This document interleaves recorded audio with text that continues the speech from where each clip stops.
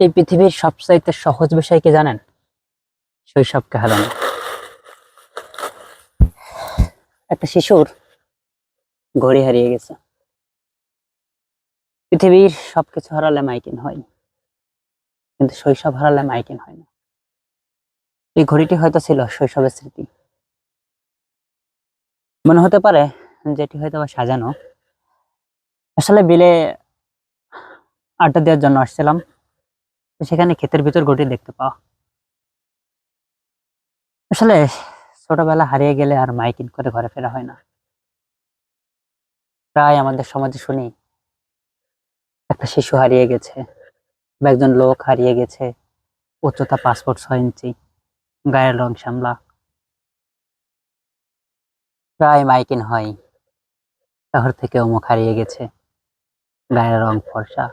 হারিয়ে যাওয়ার সময় তার পরনে এই ছিল। যদি কোনো সহৃদয়বান ব্যক্তি তার দেখা পেয়ে থাকেন, তাহলে নিম্নোক্ত নাম্বারে অথবা নিম্নোক্ত ঠিকানায় যোগাযোগ করবেন। পরিবারের সদস্যরা কত খোঁজাখুঁজি করে, অথচ শৈশব হারিয়ে গেলে কেউ মাইকিন করে না। কেউ খুঁজে ফেরে না শৈশবকে।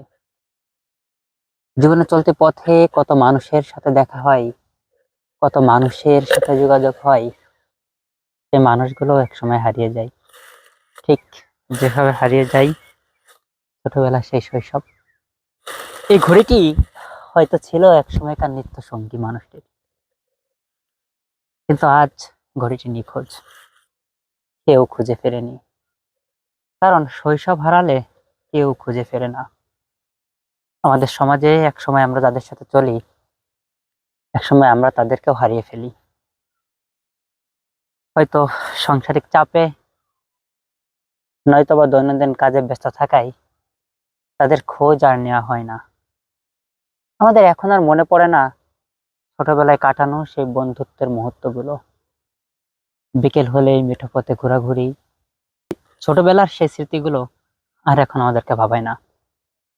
শৈশব হারিয়ে গেলে কেউ মাইকিন করে না। যেভাবে হারিয়ে যায় শৈশব, ঠিক এভাবে হারিয়ে যায় শৈশব, যেভাবে হারিয়ে গিয়েছিল কোনো একজন মানুষের প্রিয় এই শখের ঘড়িটি। কেউ আর খুঁজে ফেরেনি। খুঁজে দেখলে হয়তো পাওয়া যেত। ছোটবেলা হারালেও যদি মাইকিন করা যেত, দিনগুলো মোর সোনার খাঁচায় রইল না। শৈশবের সেই স্মৃতিমাখা দিনগুলোকে আসলে বন্দি করে রাখা যায় না।